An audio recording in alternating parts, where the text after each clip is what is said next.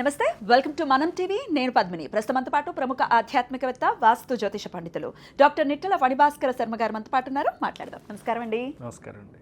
ఏమంటే పురోహితుల్ని కలిసినప్పుడు లేకపోతే మీలాంటి జ్యోతిష పండితుల్ని కలిసినప్పుడు ఈ రకాల సమస్యలకి పాశుపతాలు చేయించుకోండి అని అంటుంటారు.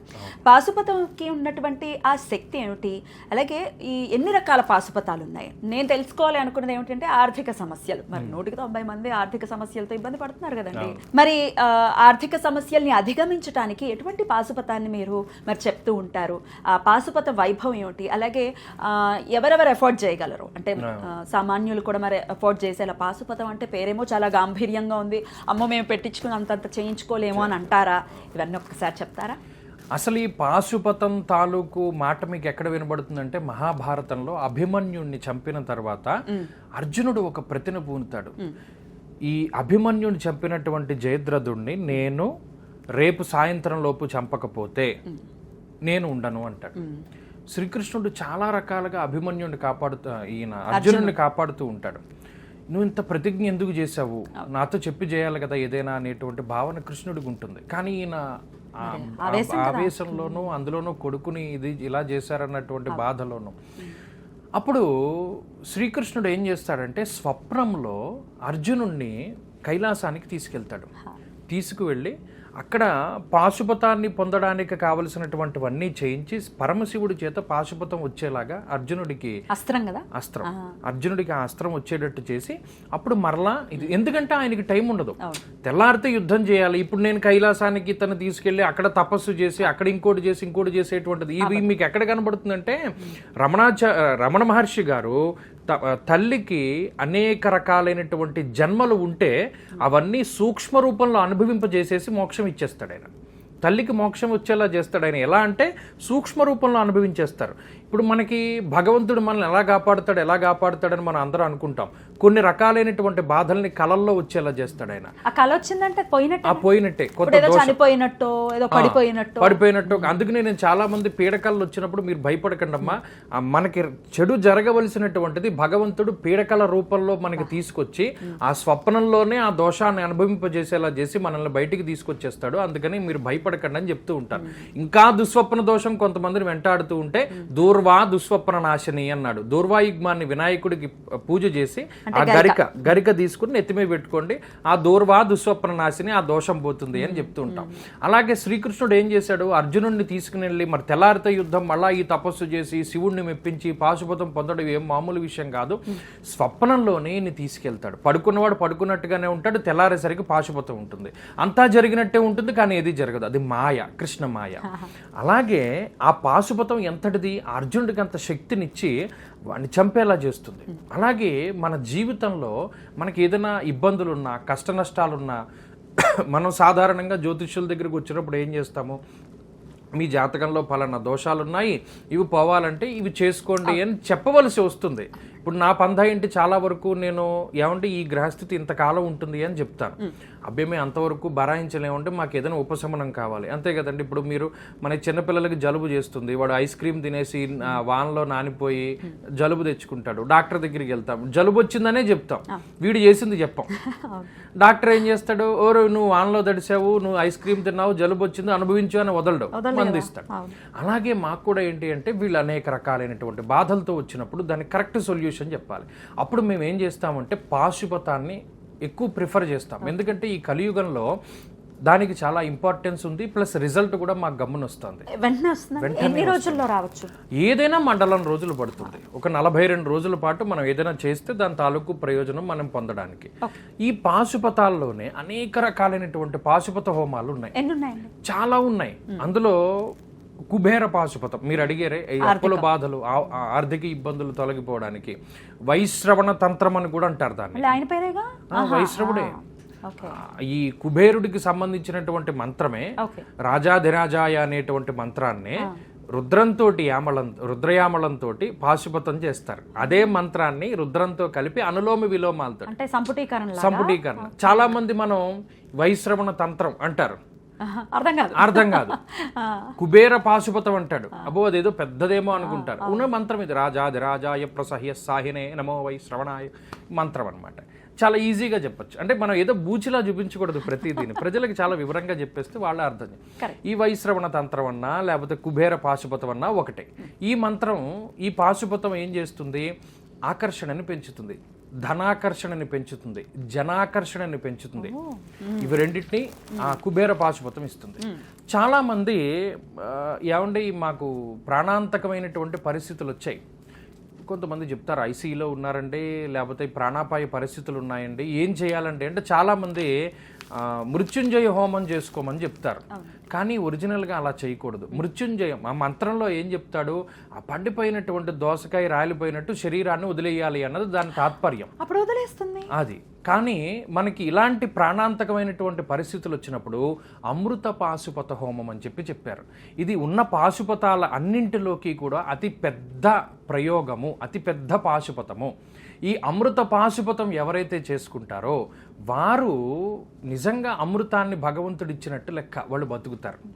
చాలా మందికి నేను అదే చెప్తాను, ఏమంటే బాగా లేనప్పుడు మృత్యుంజయ హోమాలు అవి చేసుకోకూడదండి, అమృత పాశుపతం చేయాలి. ఈ అమృత పాశుపత విధి, ఆ ప్రయోగం ఉంటుంది, దీనికి బీజాలు, దీనికి మంత్రాలు ఇవన్నీ ఉంటాయి, ఇవి ప్రత్యేకించి చేసుకోవాలి అని చెప్తాం.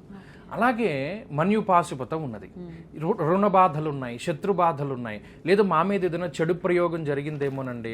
ఒకళ్ళు పాపం మాకు పోలవరం నుండి ఫోన్ చేశారు, ఎవరో ఆకతాయిలు చేశారో కావాలని చేశారో, మా ఇంట్లో కొన్ని మిరపకాయలు, ఉప్పు, నిమ్మకాయలు, పసుపు, కుంకం ఇవన్నీ వేసేశారు, మా పిల్లలు తిరిగేటువంటి ఇది కదా, మాకు భయం వేస్తోంది అని చెప్పి అడిగితే మేము అప్పుడు వారి ఇంటికి వెళ్ళి మన్యుపాశుపత హోమం చేశాం. ఇవాళకి వాళ్ళు చాలా అద్భుతంగా ఉన్నారు. అంటే అది వేసిన తర్వాత వాళ్ళకి అనుకోకుండా యాక్సిడెంట్లు అయ్యి పిల్లలు బాగా ఇబ్బంది పడి చాలా ఇబ్బందులు పడ్డారు. ఇవాళ బాగున్నారు. దీనికి ప్రత్యేకమైనటువంటి సంకల్పాలు ఉంటాయి. అంటే ఈ సంకల్పాలన్నీ కూడా చాలా వీధిగా. అలాగే ఈ మన్యుపాశుపతం చేసినప్పుడే మేము ఏం చేస్తాము అంటే కొన్ని రకాలైనటువంటి సూక్తాల పారాయణ చేస్తాం. అలాగే లాంగులోపనిషత్తు అని ఒక ఉపనిషత్తు ఉంటుంది. ఆ లాంగులోపనిషత్తు కూడా ప్రత్యేకించి ఆంజనేయ స్వామికి సంబంధించినటువంటిది. అది కూడా పారాయణ చేస్తారు. అది ఎవరు పడితే వాళ్ళు చేయలేరు. అందులో అన్ని రకాలైనటువంటి బీజాలు ఉంటాయి. మనం కూడా మామూలుగా చదువుదా ఉంటే నోరు తిరగదు. అది ఉపాసనా పరులు ఎవరైనా చేస్తారు. వాళ్ళు లాంగులోపనిషత్తు అది చదివేటువంటి ఆయన నేను చూశాను. ఆయన అది ఎలా చదివేస్తాడంటే చాలా ఈజీగా చదువుతాడు. నేను చూసి చదవలేను. అంటే అంత తేడా ఉంటుంది ఉపాసన ఉన్నవాడికి లేనివాడికి. ఆ మన్యు పాశుపత హోమాలు దానికి ఉపయోగిస్తారు. అలాగే చాలా మంది వింటూ ఉంటారు వర పాశుపత హోమం, అంటే పెళ్లి కోసం, అంటే ఇష్టవర సంప్రాప్త సిద్ధ్యర్థం అని చెప్పి సంకల్పం చెప్పి ఈ వరపాశుపతం చేస్తారు. అలాగే ఆడవారికైతే మగవారికైతే కన్యాపాశుపతం, పావీరవి కన్యా అని మంత్రంతో వాళ్ళు ఈ కన్యాపాశుపత హోమం చేస్తారు. అలాగే ఈ మహాపాశుపతము అనేటువంటి మంత్రం ఒకటి ఉంటుంది, ఐశ్వర్య సిద్ధికి ఎక్కువగా వాడతారు. మహాపాశుపత హోమము అంటారు. అది కూడా చాలా ప్రత్యేకమైనటువంటి బీజాలని కలిగి ఉంటుంది. అలాగే ఈ కుబేర పాశుపతము, అంగారక పాశుపతం అని కూడా ఉంటుంది. ఈ అంగారక పాశుపతం అనేటువంటిది కూడా దేనికి ఉపయోగపడుతుంది అంటే రుణ బాధలు, రోగ బాధలు. మనకి ఏదైనా ఒక శస్త్రచికిత్స జరగవలసి ఉన్నది, డాక్టర్లు మందులతోటి పోతుంది 90%, లేకపోతే ఆపరేషన్కి వెళ్దాం అని అంటారు. అటువంటప్పుడు ఈ అంగారక పాశుపత హోమము అనేటువంటిది చేస్తారు. దానివల్ల కూడా శస్త్రచికిత్సల యొక్క బాధ తగ్గుతుంది. అలాగే భృగు పాశుపత హోమము అని చెప్పి ఉంటుంది. ఇది ప్రత్యేకించి ధనార్జనకి, కళ్యాణానికి, లేదా ఏదైనా లగ్జరీ భోగాల్ని అనుభవించడానికి కూడా శుక్ర సంబంధమైనటువంటి, శుక్రుడు బలహీనపడిపోయి ఉన్నటువంటి వాళ్ళకి, లేదు ఒక్కొక్కళ్ళకి శుక్రుడే సంతాన స్థానాధిపతిగా ఉంటారు, వారి దశలే నడుస్తూ ఉంటాయి, అటువంటి వారికి భృగు పాశుపత హోమం చేస్తూ ఉంటాం. అలాగే అఘోర పాశుపత హోమము, శివుని పంచముఖాలలో అఘోరముఖం ఒకటి. ఆ అఘోరేభ్యో దఘోరేభ్యో అనేటువంటి మంత్రంతో, ఆ రుద్రయామలంతో, అనులోమ విలోమాలతోటి హోమం చేస్తారు. అఘోర పాశుపతం అంటారు. ఇది మేము ఎక్కువ పితృదోషాలు ఉన్నటువంటి వాళ్ళకి, జాతకంలో కొన్ని భయంకరమైనటువంటి దోషాదులు ఉంటాయి, అటువంటి వాళ్ళకి ఎక్కువ చేస్తూ ఉంటాం. అంటే ఇవి చెప్పుకుంటూ పోతే ఇన్ని పాశుపతాలు ఉన్నాయి. ఆర్థికానికి సంబంధించి ఎన్ని ఉన్నాయి చూడండి. ఒకవేళ ఆర్థికం కుజుడు తరపున, కుజుడు నుంచి వస్తుందంటే అంగారక పాశుపతం అంటున్నారు, శుక్రుడు వల్ల వస్తే భృగు పాశుపతం, లేకపోతే కుబేరుడు. సరే, మరి ప్రత్యేకంగా కుబేరుడికి సంబంధించినటువంటి ఈ పాశుపతానికి ఎంత ఖర్చు అవుతుంది? పెద్ద ఖర్చు ఏముందండి పాశుపత హోమాలకి. మీరు ద్రవ్యాలు సమకూర్చుకోవడము, తర్వాత ఏమో హోమంలో వేసి, ఇక్కడ ముఖ్యమైనటువంటిది ఏంటంటే హవిస్సు. ప్రతి హోమానికి మనం వేసేటువంటి ద్రవ్యాలు మారుతూ ఉంటాయి. ఇప్పుడు ఒక్కొక్క హోమానికి ఒక్కొక్క హవిస్సుని మనం సమర్పణ చేస్తాం. కుబేరుడిదే చెప్పండి. పెద్ద ఖర్చే ఉంది దాంట్లో, పరవాన్నంతో చేస్తారు. అది 108 సార్లు చేస్తారా లేకపోతే 1000?